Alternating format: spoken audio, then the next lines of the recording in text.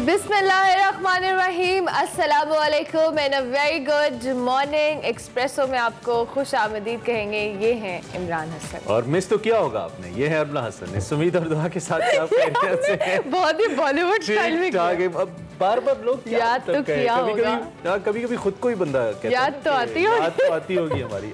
We know नहीं आती, but still कहने में क्या हर्ज है।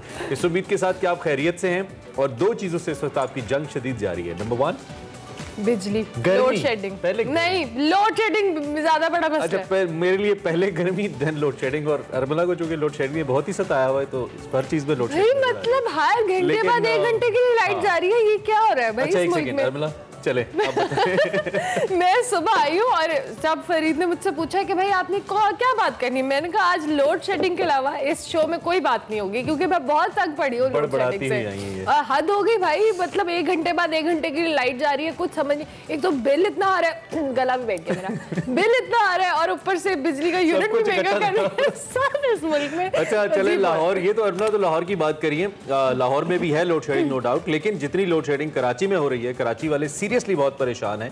और अब तो अमनो अमान की सूरत हाल पैदा होनी शुरू हो गई है। कल मुराद अली शाह साहब ने भी एक इजलास तलब किया और अपनी कैबिनेट के और खास तौर पे जो वजीर हैं उनके, उनसे पूछा कि ये क्या हो रहा है। ऐसे पूछा जैसे उनको नहीं पता ये क्या हो रहा है। भाई अब सीएम हाउस की तो बिजली नहीं जाती ना, ना parliament house, prime minister house की जाती है। वहाँ पे अगर जाए तो थोड़ा सा लोगों को एहसास हो। ना ही मुझे लगता है पार्लियामेंट लॉजेस की जाती है, कहीं भी नहीं जाती, जानी चाहिए, जानी चाहिए, सब जगह पे जानी चाहिए। अगर इक्वालिटी की बात करते हैं ना हमारे प्राइम मिनिस्टर या हमारे ओहदेदारान, तो जहाँ पे हमारे मिनिस्टर्स रहते हैं, जहाँ पे हमारे जज साहिबान रहते हैं, जहाँ पे हमारे जनरल साहिबान रहते हैं, जितने भी ओहदेदार रहते हैं, उनकी भी बिजली इक्वली जानी चाहिए, ताकि सबको सब बराबर का हिस्सा। अबे जब वो अपने जनरेटर में फ्यूल डलवाएं तब भी उनको अंदाजा हो कि फ्यूल भी बहुत महंगा है, बिजली बहुत महंगी है, हर चीज बहुत महंगी है। और कल जो कराची में हम लोड शेडिंग के हवाले से एहतजाज की बात करें, काफी ज्यादा एग्जैक्टली झड़पें देखने में आई। इसमें एक औरत जहाँ भाग भी हुई सारी सिचुएशन में। कल आंसू गैस भी इस्तेमाल किया गया, शेलिंग भी हुई। तो ये ओवरऑल कोई अच्छी सिचुएशन नहीं है। एक तो पब्लिक ऑलरेडी महंगाई से सताई हुई है, फिर ऊपर से चीजें इतनी महंगी हैं, जिंदगी की गाड़ी चलाना इतना मुश्किल है। ऐसे में जो रही सही कसर है वो ये बिजली और पानी के मसले। ऑब्वियसली बिजली से पानी का मसला रिलेटेड होता है और बिजली गाड़ी चलाना जिंदगी तो बड़ी बात है, जिंदगी में पैदल चलना मुश्किल हो रहा है वाकई। वैसे तो खैर अल्लाह करे इस मसले से हमारी जान छूटे और कुछ ना कुछ इसमें बेहतरी आए। फिलहाल तो गुंजाइश नहीं है। फिलहाल तो जुलाई और महंगा महीना नजर आता है इन टर्म्स ऑफ बिजली, इन टर्म्स ऑफ फ्यूल।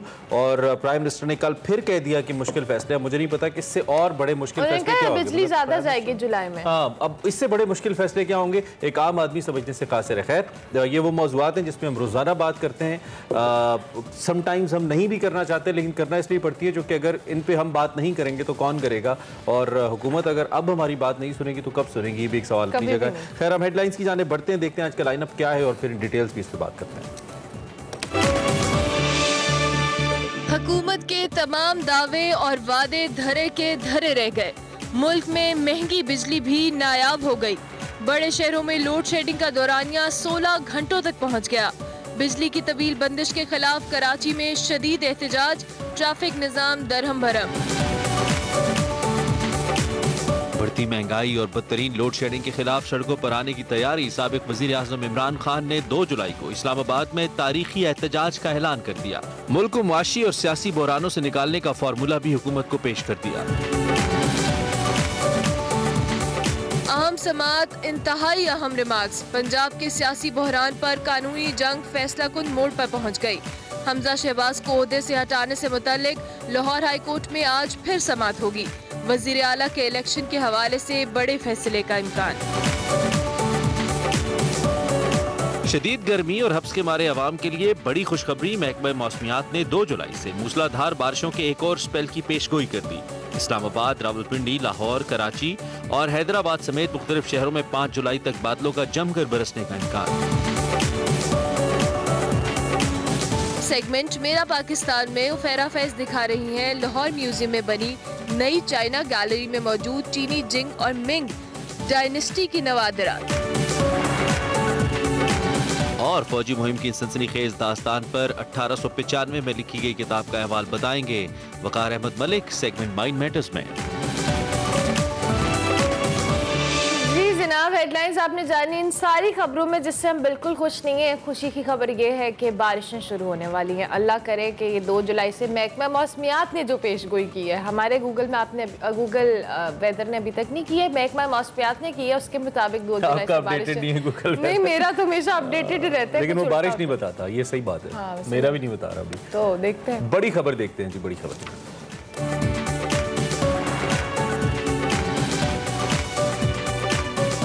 तो जनाब, बिगड़ती मईशत को संभालते संभालते मखलूत हुकूमत खुद कई बहरानों में गिरती नजर आती है। हुकूमत अभी तक मईशत को बहाल नहीं कर पाई, लेकिन उसके साथ साथ ये जो महंगाई का सुनामी है और तवानाई बहरान है, इसने आवाम का जीना मुश्किल कर दिया और अब ये घेरा हुकूमत के गिर्द भी तंग हो रहा है। प्रेशर मुसलसल बढ़ रहा है। बिजली मजीद महंगी हो चुकी है, आने वाले दिनों में मजीद महंगी होने की तैयारी जारी है। जैसा कि मैंने बिल्कुल शुरू में कहा कि मुझे नहीं मालूम कि ये कहाँ तक जाएगी। बिजली के बिलों में कई गुना इजाफा हो चुका है और भारी बिल अदा करने के बावजूद आवाम इस वक्त शदीद गर्मी में बदतरीन लोड शेडिंग का सामना कर रहे हैं। बिजली का शॉर्टफॉल मुसलसल बढ़ रहा है। जिक्र हो बड़े शहरों का, जिसमें लाहौर है, पेशावर है, क्वेटा है, कराची है, सबसे बड़ा शहर हमारा और हमारा मुआशी हब भी। इस समय तमाम बड़े शहरों में जो लोड शेडिंग का दौरानिया है वो तकरीबन 16 घंटों तक पहुंच चुका है। बिजली की जो तवील बंदिश है, इसके खिलाफ आवाम सरापा एहतजाज हैं और सड़कों पर एहतजाज करने पर मजबूर है। और ये मनाजिर जो आप देख रहे हैं, ये भी उसमें से कुछ ऐसे मनाजिर है जो आपको दिखा रहे हैं, सारे नहीं, लेकिन एहतजाज बहुत ज़्यादा हो रहा है। बिल्कुल, और गुज़िश्ता रोज़ हमने ये मनाजिर में देखा कि कराची के कई इलाकों में शहरियों ने एहतजाजी मुजाहरे भी किए। माड़ीपुर के इलाके में पुलिस ने एहतजाज करने वालों पर लाठियाँ बरसाई, आंसू गैस की शेलिंग की, जिसमें कई अफराद जख्मी भी हुए, कई को गिरफ्तार भी किया गया। जबकि ओवरऑल मुल्क में जो बढ़ती महंगाई है और बदतरीन लोड शेडिंग के खिलाफ साबिक वज़ीर आज़म इमरान खान साहब ने हुकूमत को आड़े हाथों लिया और वो 2 जुलाई के बाद जो कहने 2 जुलाई को इनफैक्ट इस्लामाबाद में तारीखी, और उन्होंने कहा कि पुरअमन एहतजाज करने का ऐलान किया है। मजीद इमरान खान साहब ने क्या कहा, आपको सुनाते हैं। एक हुकूमत आती है, वाज़े एक इंटरनेशनल कॉन्स्पिरेसी के जरिए 60% लोग जमानत पे, और वो मसलत कैसे होते हैं कि लोगों के ज़मीर खरीदे जाते हैं, बजाय ये कि लोगों के हालात बेहतर, सिर्फ और सिर्फ इन्होंने एक काम किया अब तक, और वो काम ये किया है कि 1100 अरब रुपए के अपने ऊपर जो करप्शन केसेस थे, अपने आप को NRO दे के वो माफ़ करवा लिए। ठीक हो गया जी। इमरान खान साहब ने क्या कहा आपने सुन लिया। शहबाज शरीफ साहब ने भी जी वजारत उज़्मा का ओहदा संभालने के बाद एक ही दिन में लोड शेडिंग खत्म करने का हुक्म दिया था। फिर उसके बाद तारीख पे तारीख देने का सिलसिला भी शुरू हुआ। बिल्कुल, तारीख पे तारीख। लेकिन गुज़िश्ता रोज़ी वज़ीर आज़म ने जुलाई में बिजली की लोड शेडिंग मजीद बढ़ने का खदशा जाहिर किया है और इसके हवाले से उन्होंने क्या जवाब पेश किया, आपको सुनवाते हैं। किसी ने सोचा तक नहीं, ना स्पॉट के ऊपर गैस मंगवाई, ना लॉन्ग टर्म एग्रीमेंट किया। और आज जब दुनिया एक क्राइसिस में फंस चुकी है तो बिड्स खोली गई। हालिया मैं अपने दौर की बात कर रहा हूँ, बिड किसी ने बिड नहीं की, इसलिए गैस है नहीं। सारा यूरोप उसको खरीद रहा है, उस गैस को। कोयला जो है ये बहुत महंगा हो गया था, और ये हमारे दौर में नहीं, पिछले दौर से महंगा हो चुका था। दुनिया भर में आग लग गई थी तेल को, गैस को, कोयले को। दिन रात हमने सर जोड़ा कि किस तरह, क्योंकि कोयले के लिए वो कहते थे कि अगर आप प्राइम मिनिस्टर हम LC खोलेंगे तो हमारा फॉरेन एक्सचेंज सब खत्म हो जाएगा। आज तो अल्लाह ताला ने मांगे तांगे से दोबारा उसको रिकूप कर दिया है। और मगर वो कहते थे कि अगर हम मंगवाएंगे तो हमारा इतने $1 मिलियन मंथली खर्च होगा। तो आप फैसला कर लें कि लोड शेडिंग अपना मंजूर है या फॉरेन एक्सचेंज रिजर्व जो है उसको खर्च करना। बात हो रही थी कुछ फॉरेन एक्सचेंज रिजर्व्स की। प्राइम मिनिस्टर शहबाज भी कुछ यू टर्न्स लेते नजर आते हैं। खान साहब भी लेते थे, शहबाज साहब भी ले रहे हैं। ये पहले उन पे तनकीद करते थे, कुछ हाँ, इस कुर्सी में ही तो है जो भी है। जैगम खान साहब हमारे साथ मौजूद है, सीनियर तज्जियाकार हैं, उनका तज्जिया लेते हैं। जैगम साहब बहुत शुक्रिया अलसुब, एक तो आपने हमें ज्वाइन किया और वक्त दिया। सूरत हाल आपके सामने है। अब तो ऐसा लगता है कि रोज़ाना हम एक ही किस्म की सूरत हाल रोज़ाना बता रहे होते हैं और सवाल भी एक ही तरह के होते हैं। मौजूदा ये जो चैलेंजिंग सूरत हाल है हुकूमत के लिए, पहले शहबाज शरीफ साहब ने आते ही बड़े सुहाने ख्वाब भी दिखाए, तनख्वाहें बढ़ाने की, आटा कम करने की, एकदम से बातें की। अब ऐसा लगता है कि न सिर्फ उन ख्वाबों को छोड़ दिया उन्होंने, उन बातों को छोड़ दिया है, बल्कि मज़ीद कड़ी शराइत सामने आ रही है और मज़ीद अवाम के ऊपर मज़ीद दबाव पड़ता जा रहा है। अब तो इन फैसलों को एक तो आप अवाम की तरफ कैसे देखते हैं और क्या हुकूमत मज़ीद दबाव डाल पाएगी, ये दबाव बर्दाश्त कर पाएगी मौजूदा कोalition गवर्नमेंट अवाम की जानिब से जो अभी चल रहा है एहतजाज की सूरत में? बहुत शुक्रिया जी and thank you very much. You welcome. एक तो ये है कि सुबह सुबह आप लोगों की खूबसूरत आवाज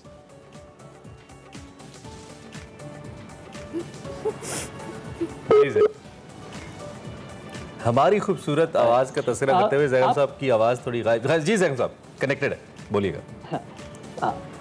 देखिए बिजली पे हम कितनी तकलीफ से गुजर रहे हैं। हम एक एक घंटा यहाँ इस्लामाबाद में भी बिजली जा रही है, बहुत तकलीफ होती है। लेकिन आप ये जरा जहन में रखिए कि इस वक्त भी पाकिस्तान का हर चौथा शहरी बिजली के बुनियादी हक से महरूम है, उसके पास बिजली है ही नहीं। हर चौथा शहरी जो है वो साल से 24 घंटे बगैर बिजली के गुजार रहा है। तो हमें ऐसी तकलीफ में उनको भी याद रखना चाहिए और ये भी देखना चाहिए कि पाकिस्तान में नाइंसाफी का क्या लेवल है। हम जब अपनी सब्सिडी की बात करते हैं, गरीब लोगों की सब्सिडी की बात करते हैं, उस इंतहाई गरीब आदमी की बात भी करनी चाहिए जिसको सब्सिडी के जरिए से हम बिजली देने को तैयार नहीं है। बिजली बुनियादी हक है, हर शख्स को मिलना चाहिए। रियासत को यह जरूरी बनाना चाहिए जो बिजली अफसर उनके घर में भी रात को बल्ब जलना चाहिए, पंखा चलना चाहिए ताकि उनके बच्चे भी पढ़ सकें और उनके जो बुजुर्ग हैं वो भी सुकून के साथ सो सकें। देखिए अगर हम इस एनर्जी क्राइसिस को ही देख लेना तो मेरे ख्याल के भी समझ आ जाएंगे। इस वक्त जो क्राइसिस चल रहा है वो भी समझ आ जाएगी। इस वक्त जो हुकूमत को खतरात हैं और बड़े सीरियस खतरात हैं और सारी दुनिया में हुकूमतों को खतरात हैं। मसला ये है कि इस वक्त पूरी दुनिया में एक एनर्जी क्राइसिस आ गया है। एक तो पहले क्राइसिस चल रहा था, आपको बहुत अच्छी तरह मालूम है कि जो कोविड था वो एक क्राइसिस छोड़कर गया। जब कोविड आया तो घर में जो है वो डिमांड कम हुई, लोगों ने चीजें खरीदनी बंद की, जहाज नहीं चल रहे थे तो लोगों ने जो है वो पेट्रोल जो प्रोड्यूस करना था वो कम कर दिया, हर चीज की प्रोडक्शन कम हो गई। अब वो एकदम से जब कोविड खत्म हुआ तो सब डिमांड फिर सब लोगों ने कहा भाई दो, कपड़े भी सबने खरीदे, जूते भी सबने खरीदे, सबने गाड़ियां चलानी शुरू की, जहाज चलने शुरू।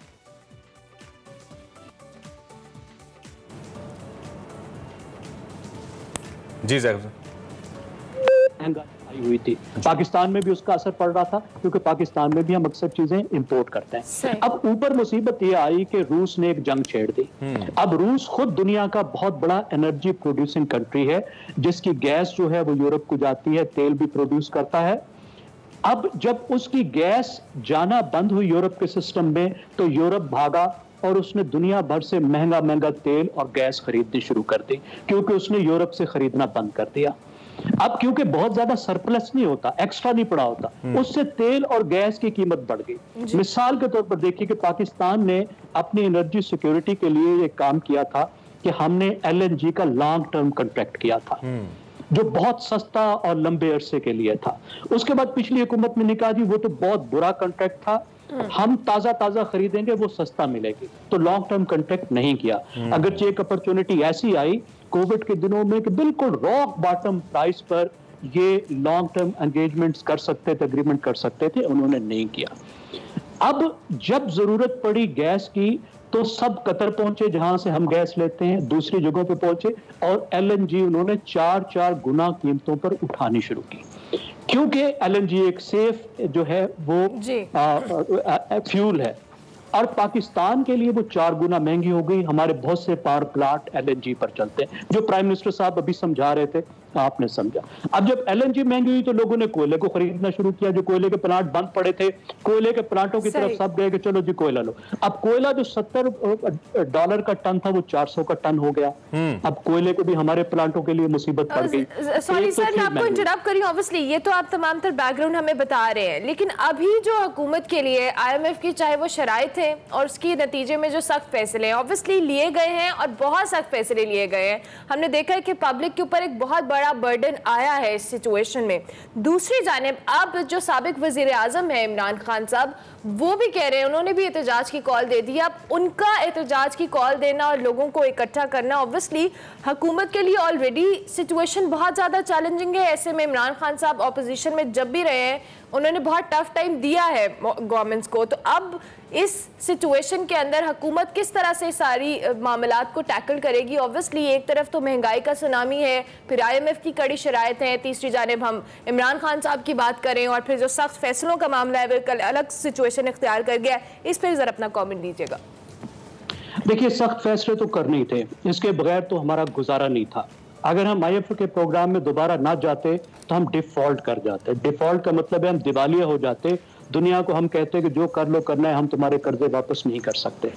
उसके नतीजे में आपके पास डॉलर तकरीबन खत्म हो जाते, आप कुछ भी नहीं खरीद सकते। तेल आना बंद हो जाता, मेडिसिन आनी बंद हो जाती। अभी आपको गंदम चाहिए, वो आप नहीं खरीद सकते। श्रीलंका के घर जरा झांक कर देख लीजिए, वहां क्या हालात हैं, वैसे हो जाते। अब हमारा मसला क्या है? दो पाकिस्तान के मसले हैं, 30 साल से तो बहुत शदीद हैं, चल रहे हैं। पहले 5-5 साल के बाद बुहरान आता था, अब 1.5 साल के बाद बुहरान आता है। मसला ये है कि आपके पास डॉलर आप कमाते कम है, खर्च ज्यादा करते हैं। कि जो आखिरी हुकूमत का साल था इमरान खान साहब का, उसमें हमारा ये गैप था $18 बिलियन का। यानी हमने जो कमाया और जो खर्चा, $18 बिलियन हमने एक्स्ट्रा खर्चे, वो कहाँ से आएंगे? उधार से आएंगे। इससे पहले हर साल $15 बिलियन का आपका करंट अकाउंट। ये ज़ैगम साहब सारी सूरत हाल जो आप सामने रख रहे हैं, चूंकि हम डेली बेसिस पे इस पे बात कर रहे होते हैं, बिल्कुल हकायक आप ठीक बयान कर रहे हैं। क्या इस सारी सूरत हाल के बावजूद फिर इमरान खान साहब हक बजानिब हैं इस महंगाई के खिलाफ एहतजाज करने में, या इससे पहले जो मौजूदा हुक्मरान जब अपोजिशन में थे और वो महंगाई मार्च करते थे तो वो हक बजानिब थे? इमरान खान साहब पेट्रोल महंगा होने पे कहते थे वजीर आजम चोर है, जब वजीर आजम इमरान खान थे पेट्रोल महंगा होने पे शहबाज साहब कहते थे वजीर आजम चोर है। अब इमरान खान साहब दोबारा शहबाज साहब को कह रहे हैं। क्या ये लोग हक बजानिब हैं? सवाल का पहला हिस्सा है। अगर ये हक बजानिब नहीं है और चैलेंजेस सबके लिए बराबर हैं तो ये मिल बैठते क्यों नहीं है? इसका हल फिर कौन करेगा? पाकिस्तान तो फिर ऐसे ही अवाम तो इनकी तरफ देख रहे हैं और ये कुछ नहीं कर रहे अवाम के लिए। अब तो मायूसी फैलती जा रही है। ज़ैगम साहब बिल्कुल ठीक कह रहे हैं आपने, न सिर्फ सवाल किया बल्कि एक लिहाज से उसका जवाब भी दे दिया कि जो पाकिस्तान के माशी बहरान हैं जो मुसलसल चल रहे हैं, जो 20-30 साल से चल रहे हैं, जो पहले 5 साल बाद आता था अब 1.5 साल बाद आने लगा। जाहिर है ये एक हुकूमत का किया धरा तो नहीं है ना, ये हमारी अशराफिया की उन मुसलसल पॉलिसियों का नतीजा है जिसके नतीजे में हम एक बहरान में धंसते से धंसते चले जा रहे हैं। इसका हल तो ये है ना कि आपस में बैठकर ये अग्री करें कि ये इस मुल्क की कंसिस्टेंट पॉलिसीज होंगी, इससे हम नहीं हटेंगे, चाहे मुश्किल आए चाहे आसानी आए, चाहे अगले 10-20 साल में हम भी उस तरह तरक्की कर सकें जिस तरह दूसरे मुल्क कर रहे हैं। लेकिन ये नहीं करते, अपनी गलतियां भी दूसरों के सर थोपते हैं। जब मुस्लिम लीग नवाज गई थी तो वो भी एक बहरान छोड़कर गई थी, और जब PTI गई है तो ये भी बहरान छोड़कर गई है। पिछले दौर में जो काम करने जरूरी थे और इमरान खान कुछ हद तक कर रहे थे तो उस वक्त भी मुस्लिम लीग नवाज वाले लोग उन पर इसी तरह के एतराजात करते थे। और अब इस वक्त भी जब हमारे पास कोई इसके अलावा तरीकाकार ही नहीं है कि हम ये काम करें जो हुकूमत कर रही है, तो और ऐसा बहरान जो PTI छोड़कर गई है, खुद छोड़कर गई है, उस पर वो पिछली हुकूमत को इल्जाम दे। ठीक है ज़ैगम साहब, बहुत शुक्रिया, आपने वक्त गलत आप मौजूद थे, आप तज्जिया सुन रहे थे। ज़ैगम साहब का ये कहना है कि हर हुकूमत ही दूसरे के लिए बहरान छोड़ के जाती। कल फिर शहबाज शरीफ साहब ने कहा कि कुछ बातें हमें ऐसी तय करनी होंगी जिनको कोई तब्दील ना कर सके कौमी मफाद के अंदर, इस पे सबको बैठना होगा। अभी तक कोई हालत नजर नहीं आती है, सिर्फ सियासत हो रही है। चलें, बहुत एनर्जी हमारी इसमें चली गई, अब हम पहले ब्रेक नहीं लेते, पहले हम थोड़ा सा रिलैक्स हो जाते हैं। हाँ, पहले आपको हुंजा ले जाते हैं और हुंजा में पशु ले जाते हैं, नाम सुनते ही बंदा फ्रेश हो जाता है। यहाँ पे कॉन्टिनेंटल खानों का एक मरकज है यॉर्क ग्रिल के नाम से, इस पे एक छोटा सा पैकेज कह लें हमारे पास, दिखाते हैं आपको। Okay, now we are making a pasta, chili dry, York burger and York steak and York karahi for you guys.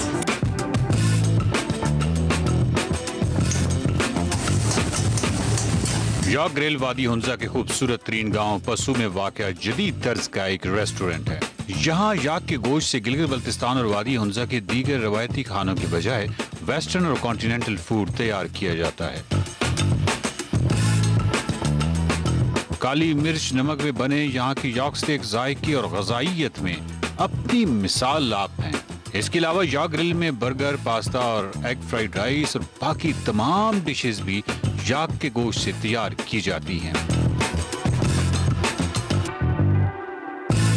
सतह समंदर से 3000 मीटर की बुलंदी पर पाए जाने की वजह से यॉर्क के गोश्त को कुदरती जड़ी बूटियों की ग़ज़ाइयत से भरपूर होने की बदौलत हर्बल मीट भी कहा जाता है।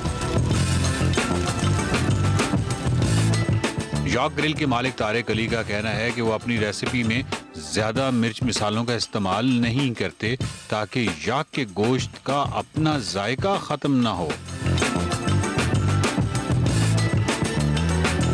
इनके खानों से उठती खुशबू भरपूर गजाइयत और मुनफरिद जायके का पता देती है।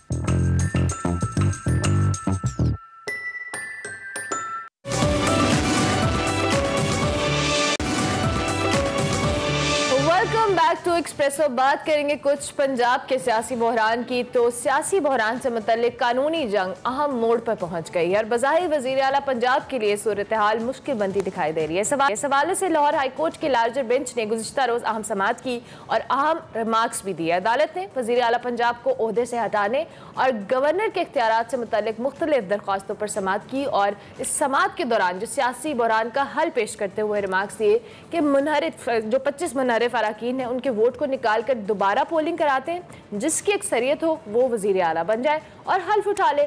अदालत ने साथ साथ दो टोक अल्फाज में रिमार्क्स दिए कि वजीर आला पंजाब के लिए दोबारा इंतखाब हो रहा है, फरीकैन तहफ़्फ़ुज़ात दूर कर लें और साथ साथ एडवोकेट जनरल पंजाब को हुकूमत से हदायत लेकर आज पेश करने का हुक्म भी दिया है हाईकोर्ट ने।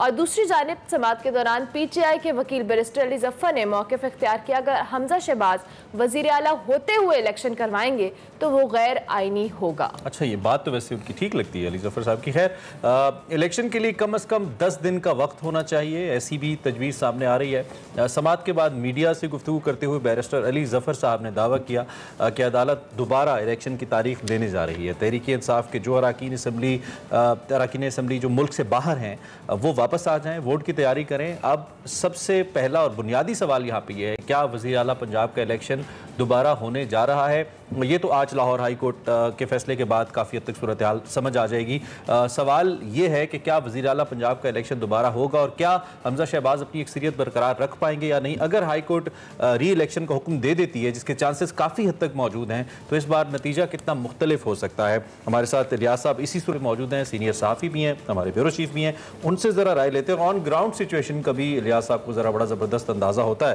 तो बात फिर नंबर गेम पर आ गई है इलियास साहब, जहाँ से चली थी ना वो कहते हैं वहीं पे दोबारा आ गई है।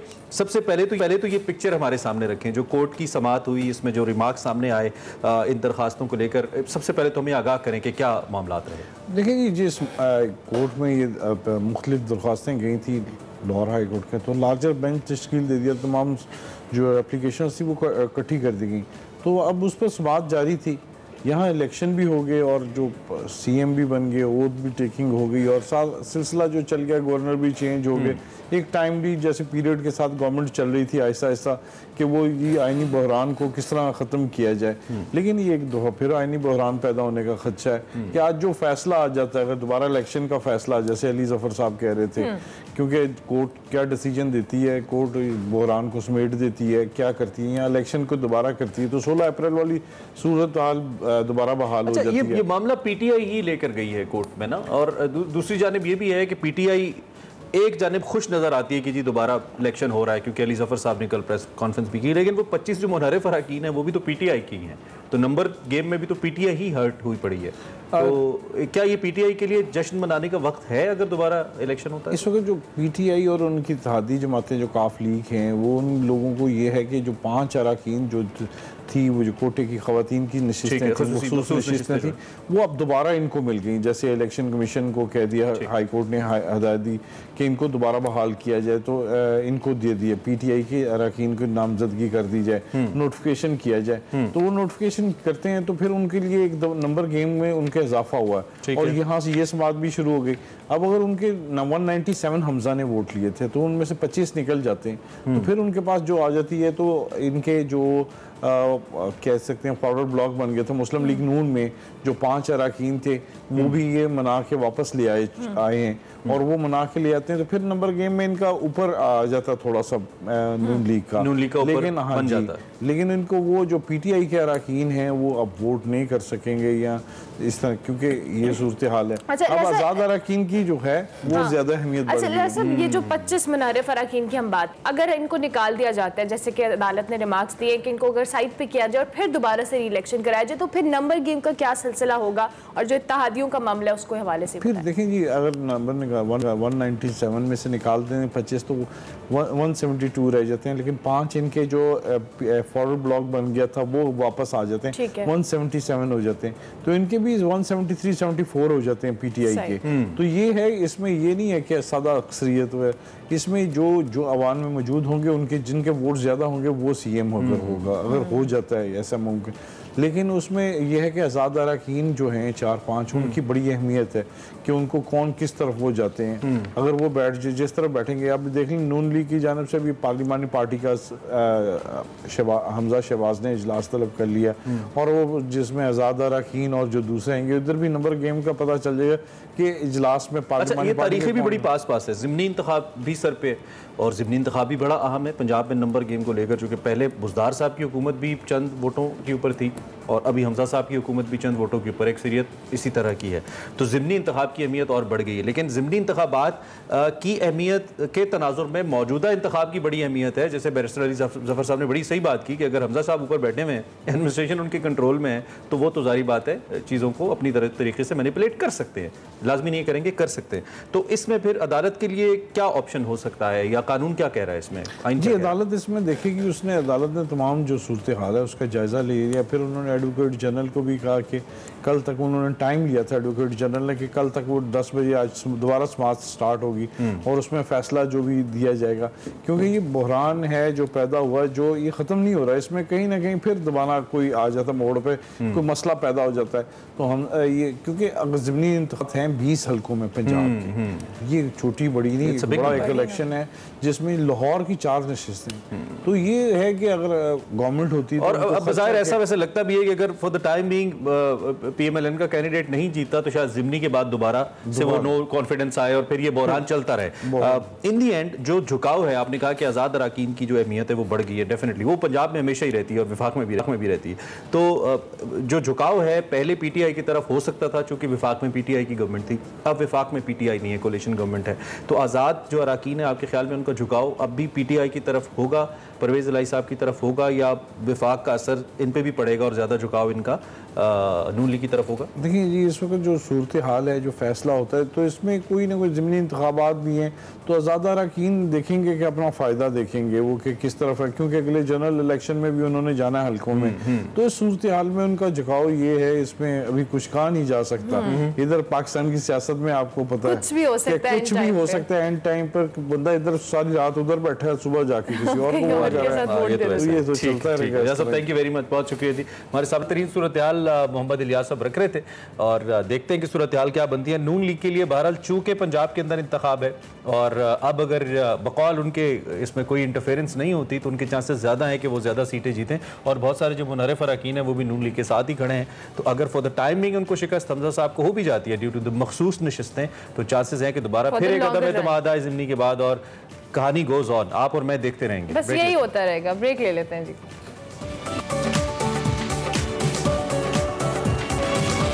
वेलकम बैक टू एक्सप्रेस, और अब बारी हमारे सेगमेंट देसी फूड की, जिसमें फरियाल आज सुबह सुबह हमें चरखा खिला रही हैं। कहाँ देखते हैं आज का देसी फूड।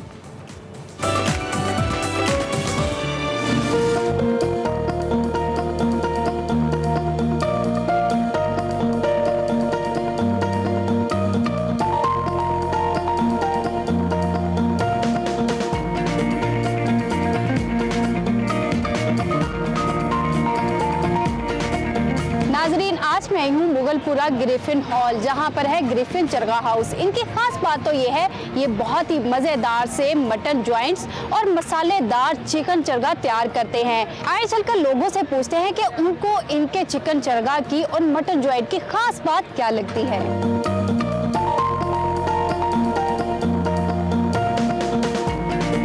आपने क्या ऑर्डर किया था? मैंने मटन और चिकन ऑर्डर किया था। आपने कहीं और से खाया और यहाँ से खाया, तो टेस्ट का क्या डिफरेंस लगा? मैंने इससे पहले भी एक दो जगह से खाया है, लाइक अपना ग्वाल मंडी और इधर उधर से, लेकिन इनका टेस्ट जो है ना बहुत बेटर है एज कम्पेयर टू देम। अच्छा, आप मटन में क्या खाना पसंद करते हैं? इसमें जॉइंट भी है? जी, मैं रिब्स और जो है चॉप्स जो है ना वो लाइक करता हूँ।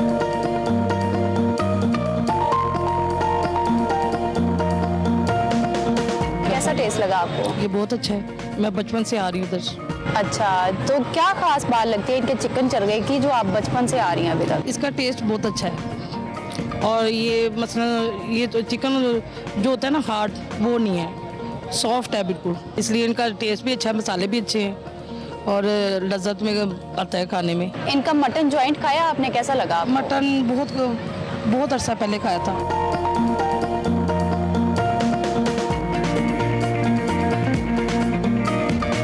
आप कहाँ से आए? हम DHA से आए, फेज़ 6 से। आपने क्या ऑर्डर किया था? मैंने मटन जॉइंट्स ऑर्डर किया था अपने लिए और चिकन ऑर्डर किया था। अच्छा, तो टेस्ट कैसा लगा आपको? बहुत अच्छा। मैं को पिछले 10 साल से लाहौर में रह रहा हूँ, मैंने इस तरह का टेस्ट मटन में आज तक कहीं से नहीं खाया, बहुत ज़बरदस्त। अच्छा, इनके टेस्ट की खास बात आपको क्या लगी कि कहीं और नहीं मिलता ऐसा? मैं अगर इसको डिफ्रेंशिएट करूँ तो इनके जो मसाले हैं ना वो बड़े टेंडर्ड और जूसी हैं और अंदर तक पका हुआ है, और एक मटन की अपनी एक फ्रेगरेंस होती है जिससे मैं भागता हूँ, इसमें नहीं थी। बिल्कुल वो टेंडर्ड और जूसी था और बिल्कुल परफेक्टली कुक्ड था। तो ये एक इम्पॉर्टेंट चीज़ थी जो इसमें है मटन में स्पेशली।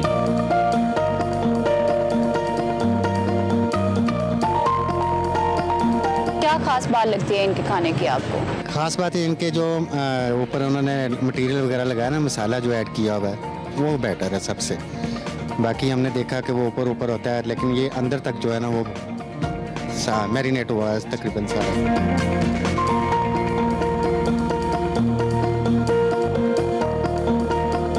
हमारे साथ मौजूद है यहाँ के ऑनर कमर अली साहब। आप मुझे बताएं ये काम सबसे पहले किसने शुरू किया था और कितना अर्सा हो गया इस काम में? ये जी मेरे दादाजी ने शुरू किया था काम, और हमें तकरीबन 7 साल हो गए, हमारी तीसरी पीढ़ी जा रही है इस काम में। जब ये आपके दादाजी ने काम शुरू किया था तो चरगा से और मटन जॉइंट से किया था? नहीं, टिक्के वगैरह लगाते थे पहले, उसके बाद फिर वो शरबत भी लगाया उन्होंने, फिर उसके बाद जो है ना ये चिकन का काम और मटन का काम शुरू किया उन्होंने। माशाल्लाह लोगों का इतना ज़्यादा यहाँ पर रश है, तो कौन सी रेसिपी है आपकी जो अभी तक चल रही है? देखिए जी, अल्लाह पाक का शुक्र है, बोलों की रेसिपी है हमारी। आपके मटन जॉइंट की और चिकन चरगा की खास बात क्या है जो लोग लाइनों में घंटों खड़े होकर आपसे चरगा खा के ज़रूर जाते हैं? देखिए जी, हम मसाले वगैरह लगाते हैं पूरी ईमानदारी के साथ, अच्छे मसाले यूज़ करते हैं, इसकी मैरिनेशन हम अच्छी करते हैं, उसके बाद जो है ना इसकी पकाई जो है वो अल्हम्दुलिल्लाह हम खुद करते हैं अपने हाथों से, ठीक है।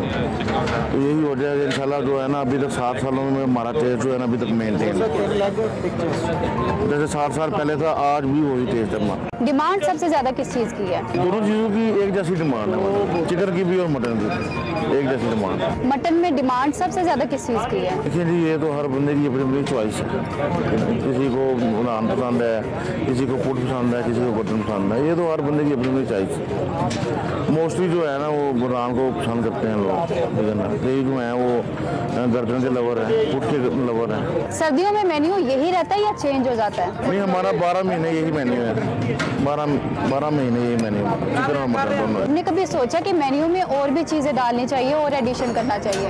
देखिए जी, वो इंशाल्लाह जब यहाँ से बाहर को ब्रांचें करेंगे ना तो इंशाल्लाह वो करेंगे, अभी तो यहाँ पे अल्हम्दुलिल्लाह यही हमसे मैनेज नहीं होता। इतने अरसे से ये काम आप माशाल्लाह कर रहे हैं, तो कोई मशहूर शख्सियत ज़रूर आती होंगी आपके पास? अल्हम्दुलिल्लाह जो मशहूर शख्सियात हैं वो आती हैं अल्हम्दुलिल्लाह हमारे पास, फिर भी आते हैं और पॉलिटिशियन भी आते हैं अल्हम्दुलिल्लाह। कोई बताते हैं, कोई नहीं बताते, वैसे खा के चले जाते हैं। काम कितने बजे शुरू करते हैं आप? 5 बजे से लेकर 1 बजे तक होते हैं, 5 बजे काम शुरू करते हैं। बहुत शुक्रिया आपका।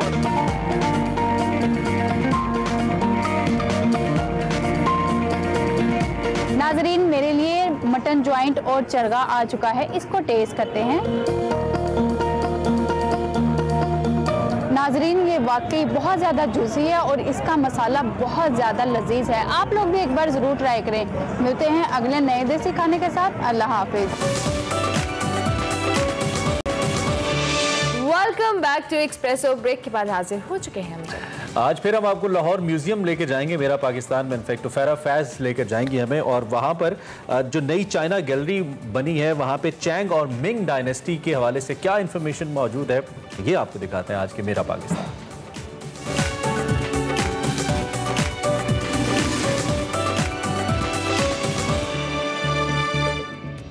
अस्सलाम वालेकुम नाज़रीन, क्या आप जानते हैं कि चाइना में चिंग और मिंग डायनेस्टी को पूरी दुनिया में उसके आर्ट और कल्चर की वजह से जाना जाता था। आज मैं मौजूद हूँ लाहौर म्यूजियम में, तो आइए चलते हैं और आपको उस दौर की नवादरात दिखाते हैं।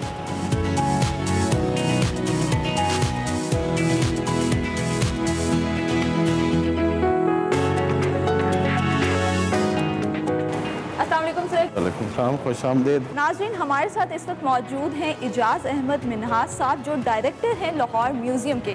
सर, मुझे एक चीज़ बताएं, लाहौर म्यूज़ियम में चाइनीज़ गैलरी बनाने का मकसद क्या है? देखिए जी, पाकिस्तान और चाइना का भाईचारे का रिश्ता लाहौर म्यूज़ियम में चूँकि चीज़ें ये मौजूद हैं। लाहौर म्यूज़ियम सारे इलाकों की, रीजन्स की सकाफत को लोगों को दिखाता है। हमारे पास मौजूद है रिजर्व में, स्टोर में, तो ये फैसला किया गया कि इसको दुनिया को दिखाया जाए। दिखा दिया आपके सामने ये।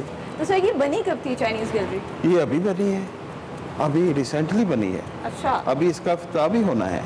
अच्छा, अभी इफ्तिताह होना है। सर, मुझे ये बताइएगा कि यहाँ पे जो आर्टिफैक्ट्स मौजूद हैं, ये क्या लाहौर म्यूजियम ने परचेज किए हैं या किसी ने डोनेट किए हैं? अगर मुझे इजाज़त दें तो मैं आपको दिखाऊं। बिल्कुल, आए। लाहौर म्यूज़ियम में जो रिज़र्व में पड़े हुए आर्टिफैक्ट थे, ये 1960s में एक अजीम स्कॉलर ने, मौलाना हिफ्ज़ुर रहमान मिन्हाज, उन्होंने इसको अतिया किया लाहौर म्यूज़ियम को। उनकी अपनी कलेक्शन थी और ये एक बड़े स्कॉलर थे। इनको इनकी खिदमात के पेश नज़र गवर्नमेंट ऑफ पाकिस्तान ने इसको 2011 में 17 इम्तियाज़ भी दिया। अच्छा, तो सर मुझे थोड़ा सा, मुझे भी और मेरे देखने वालों को भी मौलाना हिफ्ज़ुर रहमान के बारे में बताएं। ये रिसर्चर थे, तारीखदान थे, सकाफत से इनका तल्लक था। मैन्युस्क्रिप्ट में बहुत ज़्यादा कुदरत रखते थे। यहाँ पे मुझे कुछ खूबसूरत से जार्स नज़र आ रहे हैं, मुझे इनकी हिस्ट्री बताएं थोड़ी सी, कितने पुराने हैं और ये जो इनके ऊपर आर्ट वर्क किया गया है, इसको क्या कोई स्पेसिफिक नाम भी दिया जाता है? यहाँ पे हमारे पास जो है चिंग एंड मिंग डायनेस्टी जो चाइनीज़ की हैं, उसकी ज़्यादातर कलेक्शन है। ये आर्ट लवर लोग थे। अच्छा। आर्ट को इन्होंने फ्लोरिश किया दुनिया में, लिटरेचर, आर्ट, सकाफत। और हम लाहौर म्यूज़ियम इज़ लकी कि उस ज़माने की चीज़ें हमारे पास हैं। ये मिंग डायनेस्टी का जार है और आपको इनके ऊपर फ्लोरा एंड फाना और चाइनीज़ कल्चर नज़र आता है। उन्होंने कितने खूबसूरत अंदाज में ये चीज़ें बनाई हैं। मैं आपको आगे, अगर आप अगले शोकेश की तरफ थोड़ा सा मूव करें, ये देखें जार, ये सामने जो पड़ा हुआ है, ये पोर्सलिन का एक मर्तबान है, छोटा सा। ठीक है। इस पे ख़वातीन की, बच्चों की फिगर बनी हुई हैं। अच्छा सर, क्या ये पिक्चर्स कुछ डिपिक्ट भी करती हैं कोई सीन, कोई वहाँ का कल्चर, जिससे हमें पता चलता हो कि चिंग एंड मिंग डायनेस्टी के लोग किस तरह से रहते थे? ये उस ज़माने का कल्चर शो करती हैं, उस ज़माने के क्राफ्ट्समैन की स्किल्स को शो करती हैं। शैंडलियर है जिस पे मेरी नज़र रुक गई थी, तो मुझे इसके बारे में बताएं। आप ये देखते हैं कि ख़वातीन की हैबिटेशन दिखाई गई है, सोसाइटी के डिफरेंट एक्टिविटीज़ को शो करती हैं ये चीज़ें। और ये कितना, लगभग कितना पुराना होगा? 14वीं सदी की, 15वीं सदी का होगा। अच्छा सर, अगर हम इनके मटेरियल की बात करें तो कौन सा खास मटेरियल था जो ये लोग यूज़ करते थे? पोर्सलिन इनके तो मास्टर। अच्छा। फिर ब्रास आ जाता है। फिर मैं अभी आपको आइवरी भी दिखाऊंगा। आइवरी की टस्क है, ठीक है, जिसमें परफोरेटेड बुद्धा, उसको बनाया गया है। अच्छा, और ये मास्टरपीस है दुनिया में।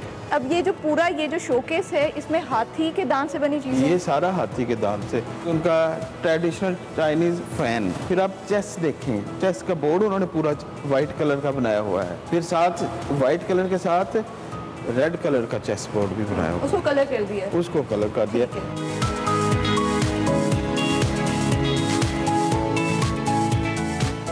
अच्छा सर, यहाँ मुझे एक जार नज़र आ रहा है जो बहुत बड़ा है साइज़ में, और उसके ऊपर मुझे कुछ पेंटिंग्स भी नज़र आ रही हैं जिसमें चाइनीज़ ख़वातीन हैं जो आई थिंक कोई एक्टिविटी परफॉर्म कर रही हैं। इसके बारे में मुझे बताएं, इसकी डिटेल बताएं, ये कितना पुराना है? इसके ऊपर जो चीज़ें बनी हैं उनकी सोसाइटी की चीज़ें बनी हैं। ब्लू कलर कितना खूबसूरत नज़र आता है, ब्लू में मेज़श है गोल्डन कलर की, फिर आपको ग्रीन नज़र आता है। अब मैं आपको ये खूबसूरत सा एक मेल रॉब दिखाता हूँ। जी सर, बिल्कुल। आप देखिए। अच्छा सर, इसका मटेरियल क्या है? इसमें शीशे का काम हुआ है, ये रेशम का बना हुआ है और ये वाइट कपड़े पे है। ये लेकिन वाइट नजर तो नहीं आ रहा है। इसको आप देखें तो ये वाइट नजर नहीं आता, बिल्कुल ऐसे ही। इसमें इतने कलर इस्तेमाल किए हुए उन्होंने। सर ये किसका रोब है? उस जमाने के उमरा ये पहनते थे।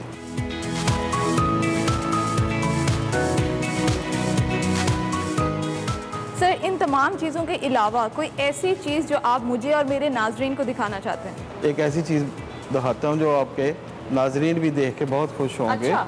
उनको पता चलेगा कि यहाँ पे क्या कदीमी खजाने पड़े हुए हैं। ये जो कदीम पोइट्री आपके सामने, इसका स्क्रिप्ट इतना कदीम है कि ये आजकल के चीनी लोग भी नहीं पढ़ सकते। हमारे पास जो विजिटर आते हैं, टूरिस्ट आते हैं, हम उनको कहते हैं कि ये पढ़ के दिखा दें, हम इसका ट्रांसलेट करके साल लगाना चाह रहे हैं, लेकिन उनको नहीं आती। उनको नहीं आती। ठीक है। और ये किस चीज़ के ऊपर लिखी गई है? ये पेपर है ये या पेपर कपड़ा है? ये पेपर है। पेपर पे लिखी गई है और पेपर को भी देखेगा हमने बड़े संभाल के रखा हुआ है। अच्छा, उसके साथ हमें एक पेंटिंग भी नजर आ रही है। पेंटिंग भी नजर पेपर के ऊपर पेंटिंग की गई है। ये भी ट्रेडिशनल पेपर है, देखिए ना कितने खूबसूरत अंदाज में बनाई गई है ये, माशाल्लाह।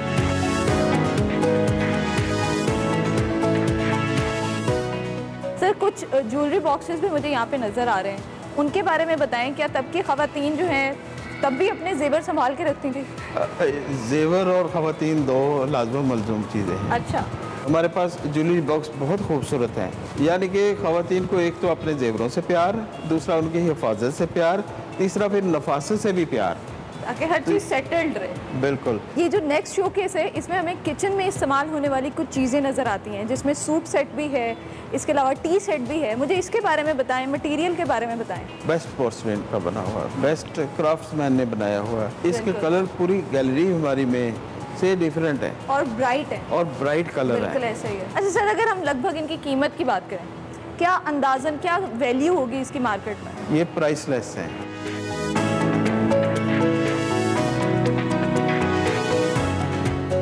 Thank you so much sir for your time. आज का सेगमेंट बहुत ज़्यादा इन्फॉर्मेटिव था मेरे लिए भी और देखने वालों के लिए भी। आपका भी शुक्रिया, आपके चैनल का भी शुक्रिया। नाजरीन, ये था आज का मेरा पाकिस्तान, जिसमें मैंने आपको चाइना की चिंग एंड मिंग डायनेस्टी के बारे में बताया और इसके साथ साथ उस दौर के आर्टिफैक्ट्स भी दिखाए। उम्मीद करती हूँ आपको आज का ये सेगमेंट पसंद आया होगा। मुझे दीजिए इजाज़त और देखते रहिए एक्सप्रेसो।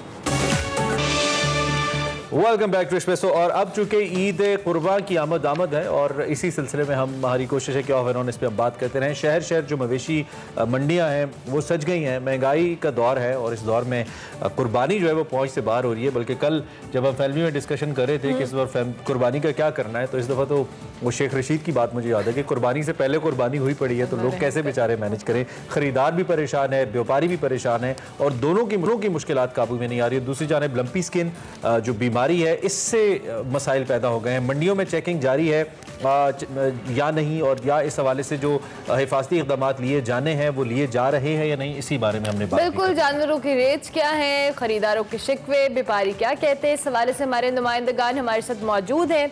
हमारे साथ यूसुफ जई होंगे पेशावर से, जबकि अफजाल तालिब हमें लाहौर से ज्वाइन करें। सबसे पहले तो अफजाल तालिब की जानिब आते हैं। अफजाल साहब, ज़रा मवेशी मंडियों की सूरत हाल इस वक्त क्या है? अब जो जानवरों की कीमतें हैं, हमने तो अभी सुना ही है, अभी कभी चक्कर नहीं लगा, मेरा तो नहीं, इमरान बेहतर लगा नहीं और चक्कर आए भी नहीं है। आए भी नहीं है। तो ज़रा आप मवेशी मंडियों की सूरत हाल के हवाले से बताइएगा।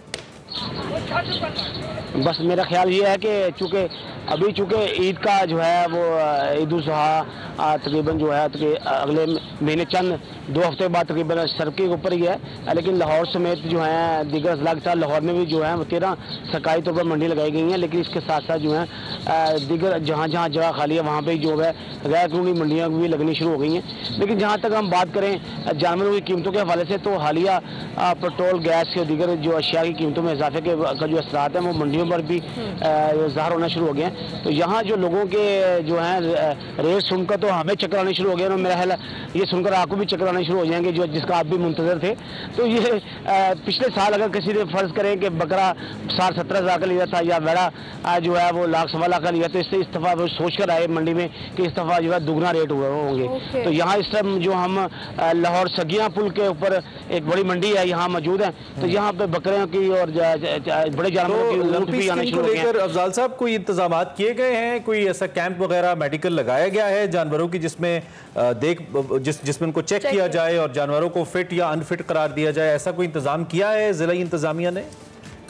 जी जी मैं वही इसी हवाले से बात ये करना चाह रहा था कि चूँकि गवर्नमेंट की तरफ से ये वाज़ेह इंस्ट्रक्शन है कि लाहौर में दाखिलों और जानवरों के दाखिले पर जो है टैक्स मुस्तस्ना करा दिया गया है, लेकिन यहाँ जो दीगर जो मंडियाँ जहाँ जो गैर कानूनी मंडी लगी हैं वहाँ पे जो है छोटा और बड़ा जानवर से जो है वो 500 रुपये बड़ा जानवर, छोटा जो है 200 रुपये बकरे का वो वसूल किया जा रहा है। और इसी तरीके जैसे आपने कहा कि जो बीमारी जानवरों में फैली जा रही है खासतौर पर सिंध और दीगर जिला में, तो यहाँ पे जो है महकमा इजला इंतजामी की तरफ से और लाइफ स्टॉक की तरफ से जो प्रॉपर कोई अरेंजमेंट हमें तो नजर नहीं आ रहा। अच्छा। कि यहाँ उन्हें कैंप लगाया और जो बड़े जानवरों को चेक कर रहे हो, तो इस हवाले से जो है मैं समझता हूँ कि जो है लाइफ स्टॉक और महकमा सेहत और जो इजला इंतजामी इसकी तरफ से जो इक़दाम करने चाहिए। और जहाँ तक व्यापारियों की बात है, व्यापारियों से बात है कि आपकी इस दफा रेट इतने महंगे क्यों हैं, तो उन्होंने कहा चूँकि गोश्त भी महंगा है, आप देखें किसान से जाए बकरा खरीदने के लिए तो उसका आज जो लाहौर में जो है वैसे सरकारी रेट जो है वो 950 रुपये किलो। ये तो आप जो कि अफजाल शायद इसलिए ना हो यहाँ पे क्योंकि आप पुराने पाकिस्तान में मौजूद हैं, लाहौर में आप तो नए पाकिस्तान में इस वक्त विसाल हैं हमारे पास, तो हम विसाल से नए पाकिस्तान में हो रही है चेक एंड बैलेंस। क्या है वहाँ पे जो जानवरों की सेहत है विसाल, इसको लेकर विसाल यूसुफ से विसाल को आई गेस हमारी आवाज़ नहीं जा रही, दोबारा इनसे कनेक्ट करने की कोशिश कीजिएगा। अफजाल तलब आपकी जाने आते हैं। ऑब्वियसली अब हम जब आप बात करें कि कीमतें बहुत ज़्यादा हैं तो यहाँ पर जो ख़रीदार हैं उनके हवाले से भी बताएं, क्योंकि अभी जैसे आपने ख़ुद भी कहा कि बहुत कम दिन रह गए हैं बड़ी ईद पे, तो क्या ख़रीदारों की जो तादाद है या लोगों का आने का सिलसिला है वो भी उस तरह से है या अभी बहुत जो कह लें ठंडा काम है मंडियों के अंदर? नहीं, मंडी चूँकि अभी तो स्टैब्लिश हो रही है मंडी है, अभी भी जहाँ हम खड़े हैं यहाँ पे अभी कुछ टेंट लग गए हैं, बाकी लगाने का काम शुरू है। लाहौरियों की हमेशा रवायत रही है कि ये कभी जब सर पे पड़ती है तभी ये काम करते हैं, तो लिहाजा इनकी आदत है कि ये ईद चूँकि यहाँ पे लोगों के पास रिहाइश के लिए भी जो है जगह कम होती हैं, एक ये भी बड़ी वजह है, तो लिहाजा ये जो लाहौरी हैं ये हमेशा जो है बर वक्त चांद रात हो या फिर बड़ी ईद हो से एक दिन पहले ही खरीदारी के लिए जाते हैं। विसाल यूसुफ जी आपको हमारी आवाज़ आ रही है? पाकिस्तान में जी बिल्कुल जी विसाल साहब, इमरान हसन का ये सवाल था कि नए पाकिस्तान पुराने पाकिस्तान में तो उस तरह से चेकिंग नहीं हो रही लिम्पी स्किन के हवाले से मवेशी मंडियों में, तो क्या नए पाकिस्तान में इस तरह का कोई मामला है? क्या सूरत हाल है? जी आपकी आवाज़ मुझे सही समझ सवाल ये है कि हम जो कि जानवरों की सेहत के बारे में पूछ रहे थे ना, लंपी स्किन का मसला है दो के पंजाब और सिंध में ज़्यादा है, क्या जानवरों की सेहत को देखने के लिए कोई मेडिकल कैंप्स मौजूद हैं, लगाए गए हैं ज़िला इंतज़ामिया की जानिब से मवेशी मंडियों के अंदर? आप भी एक मंडी में मौजूद है, तो क्या देख रहे हैं आप?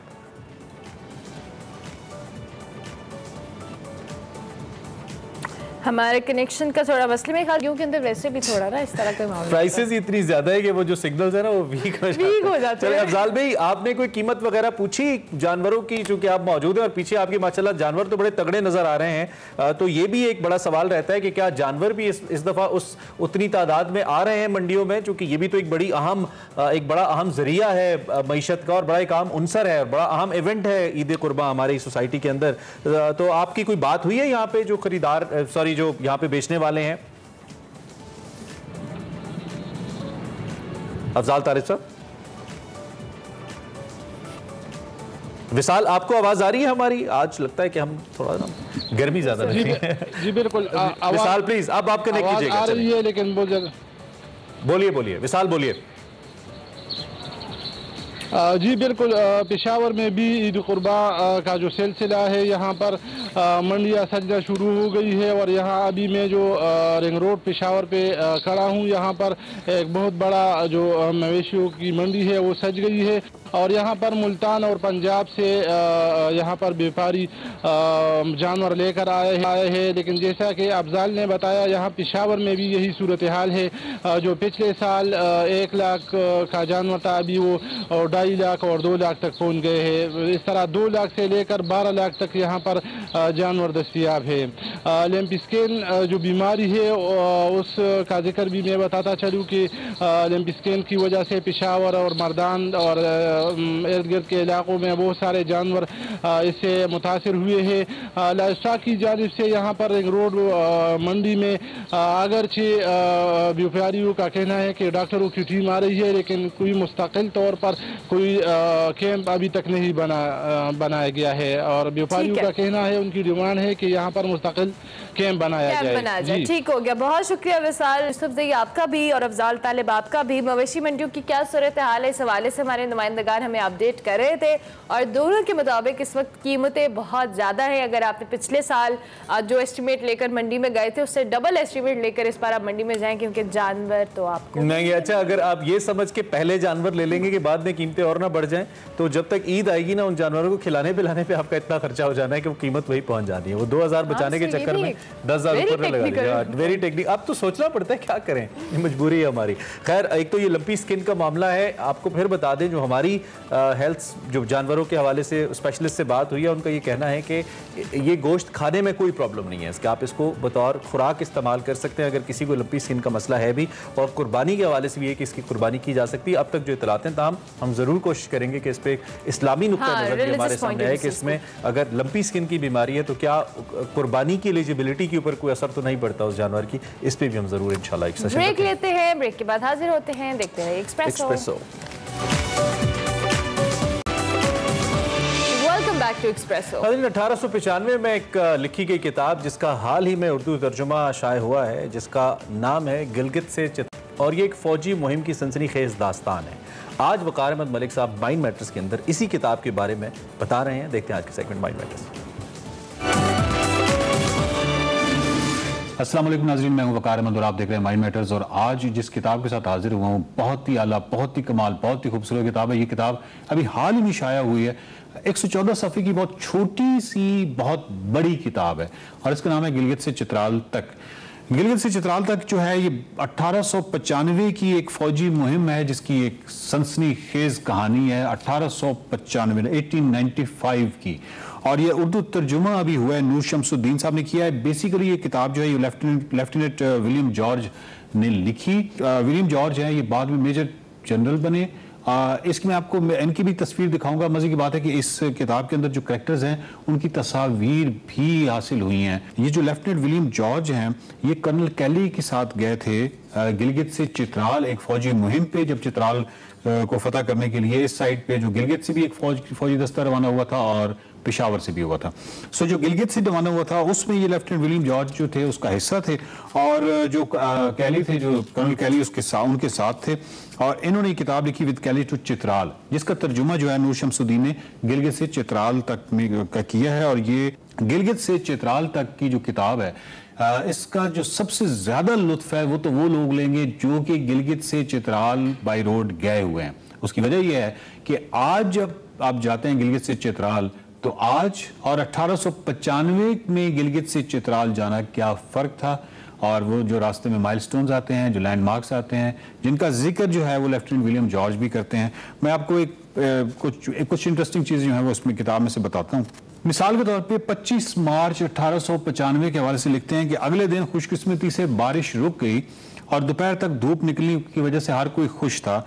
इस दिन हम गाकूच में रुकने के बजाय आम दिनों से 2 गुना फासला तय करके हुपर तक चले गए, जहां दरिया के किनारे ऊंचे पहाड़ों के दामन में खौफनाक जगह पर खैमे नस्ब किए गए।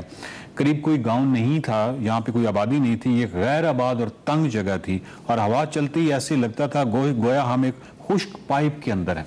तो नाजरीन, अब जो टूरिस्ट हैं वो जानते हैं कि हुपर जो है वो कितना खूबसूरत गांव है, और वहाँ पे हुपर गार्डन्स है, और वहाँ पे ट्री हाउसेज हैं, और वहाँ पे आबशारें हैं, और वो एक टूरिस्ट प्लेस है।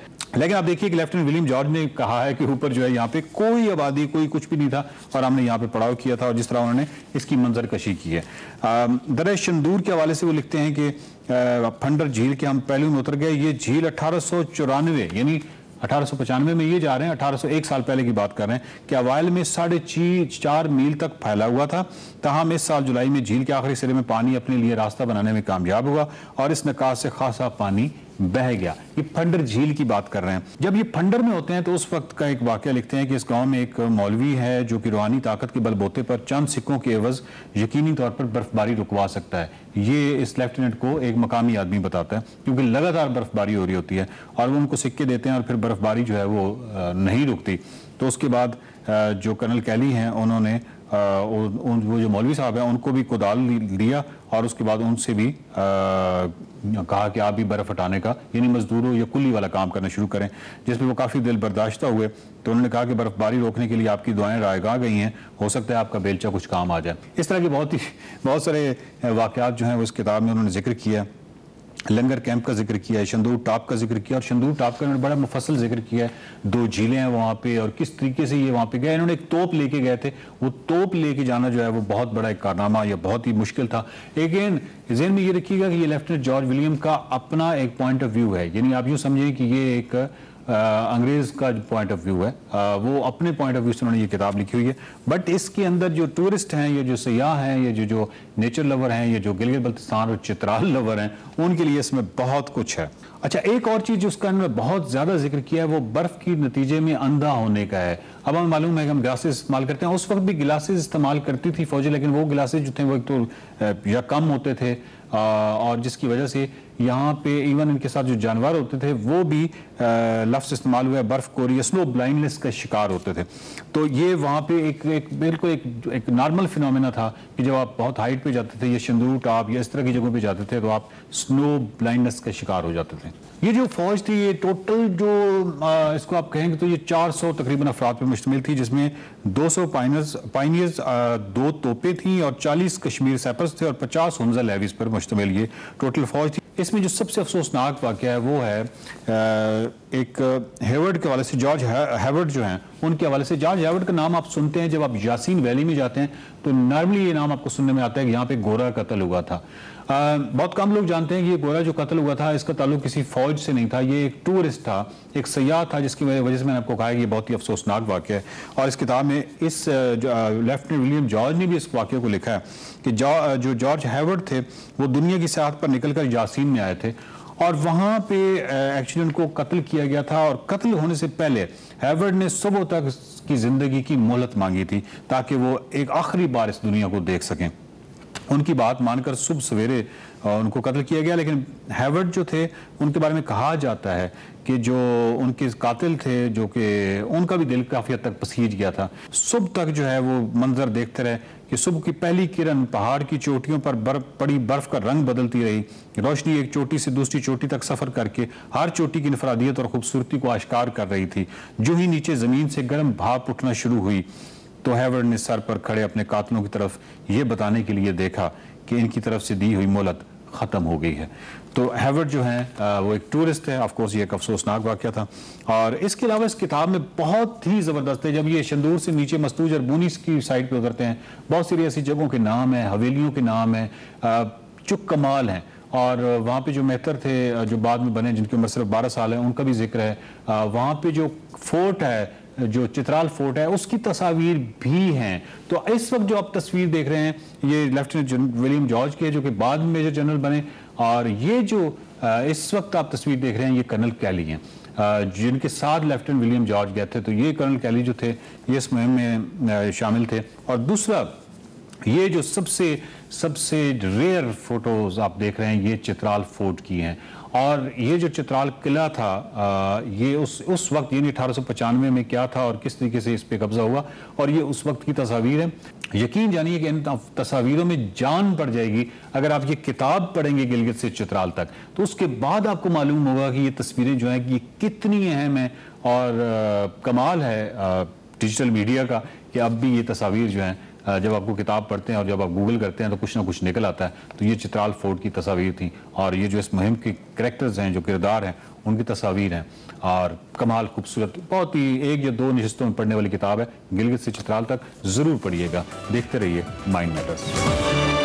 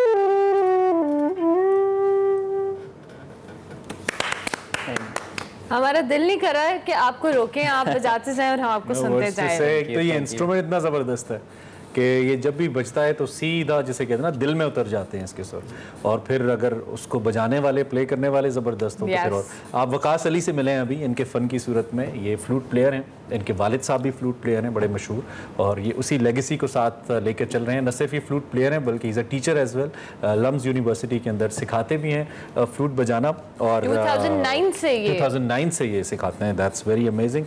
Good morning Waqas. Good morning. आप कैसे? ठीक ठाक हैं? जी हमारी मॉर्निंग तो आपने अच्छी कर दी। आगे कैसा चल रहा है, कैसा चल रहा है फ्लूट्स के साथ? बहुत अच्छा। आजकल तो रिकॉर्डिंग्स वगैरह चल रही हैं, घर में मैंने सेटअप किया हुआ है अपना। एज ए म्यूजिक प्रोड्यूसर भी मैं काम कर रहा हूँ, ट्रैक्स बना के भेज देता हूँ। और फ्लूट का अपना जो रिकॉर्डिंग्स आती हैं वो मैं अपने पार्ट्स पे जाकर भेज देता हूँ।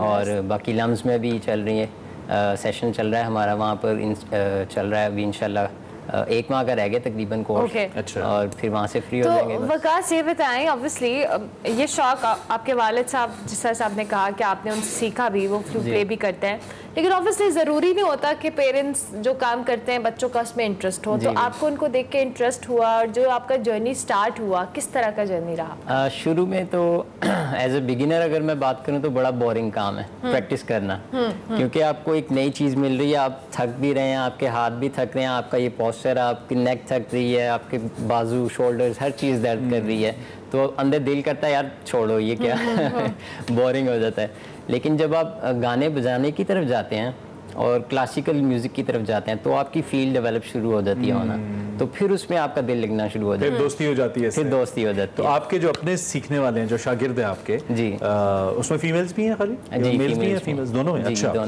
तो उनकी तरफ से भी ऐसा ही रिस्पांस आता है जैसे आपका शुरू में आता था? जी बिल्कुल। तो आप समझ सकते होंगे जी। दिन आप उन्हें कहते होंगे कि नहीं शुरू में बोरिंग है, हम उन्हें गाइड करते हैं बाकायदा कि अभी बोरिंग है आपके लिए, अभी हम, क्योंकि आपको नहीं पता आप क्या कर रहे हैं, आपको जो लेसन दिया जा रहा है आप बस वही बजाए जा रहे हैं, और आप तंग आ जाते हैं एक वक्त में।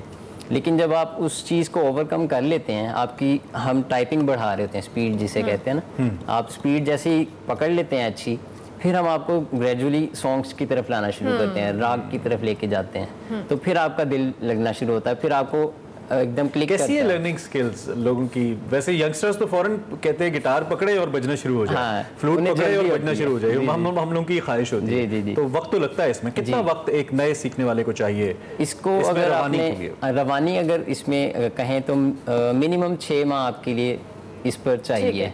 एक हमने अपडेट पे जिस वक्त सीएम पंजाब मीडिया से गुफ्तगू करें हमजा शहबाज साहब, उस पे जज़ा और सज़ा का निज़ाम बढ़ेगा। मैंने कल भी मीटिंग की है, मुतवातर में मीटिंग करता हूँ, और इस बात से सरफ नज़र अख्तियार नहीं की जा सकती कि जुराइम बढ़ रहे हैं, हमें अपना जो है वो इसके लिए कैपेसिटी बिल्डिंग भी पुलिस की करनी है, और साथ साथ कानून पर अमल दरामद करा के ऐसे मुजरिमों को मुआशरे में मिसाल बनाना है। यही हमारा चैलेंज है, और इंशाअल्लाह मुझे उम्मीद है कि हमारी पॉलिटिकल विल है कि हमने ला कानूनियत का कलाकुमा करना है, तो अल्लाह ताला हमें कामयाबी अता फरमाए। ये बताइएगा कि पंजाब भर में इस तरह के वाक़यात हुए, आप गए भी हैं, वहाँ पर खुद वहाँ पर पहुँचे हैं, तो प्लान ऑफ एक्शन क्या है ऐसे जराइम के खात्मे के लिए? कोई अलग से एक सेल बनाएंगे, जैसे एक CIA सेंटर है, ज्यादती के केसेस के लिए कोई अलग से कोई एक प्लान ऑफ एक्शन क्या है? अब देखें ना, मैं आपको क्या बताऊँ कि पिछले 3.25 साल से सेफ सिटी के 35% कैमरास बंद पड़े हैं, यानी लाहौर शहर में इससे बढ़कर जुल्म क्या हो सकता है? अब जब 2 महीने मेरी काबीना नहीं बनी, सबसे पहले हमने एजेंडे पे रखा कि सेफ सिटी के कैमरास जो है ना उसको ठीक होना चाहिए। तो ये नए पाकिस्तान बनाने वालों ने पुराने पाकिस्तान को भी बर्बाद किया। अब चैलेंज ये है कि CTD भी मौजूद है, जो कि मुस्लिम लीग नून के दौर में ये बना इदारा, फोरेंसिक लेबॉर्ट्री मौजूद है। तो हमने कहा है कि हम सबको इकट्ठा करके जो है वो एक साइंस, कानून पर अमलदारी और पॉलिटिकल विल, इससे हमजा शहबाज वज़ीर आला पंजाब इस वक्त मीडिया से बातचीत कर रहे थे। आपको इस हवाले से आने वाले बुलेटिन में आगाह करते रहेंगे। वक्त चूंकि हमारे पास कम है, वकास चूंकि हमारे साथ मौजूद हैं, मजीद हम बातों में टाइम ज़ाया नहीं करेंगे। वकास सुन लेते हैं, शुभ कुछ और सुना दें, शुभ कुछ सुना दें अच्छा सा मजे का।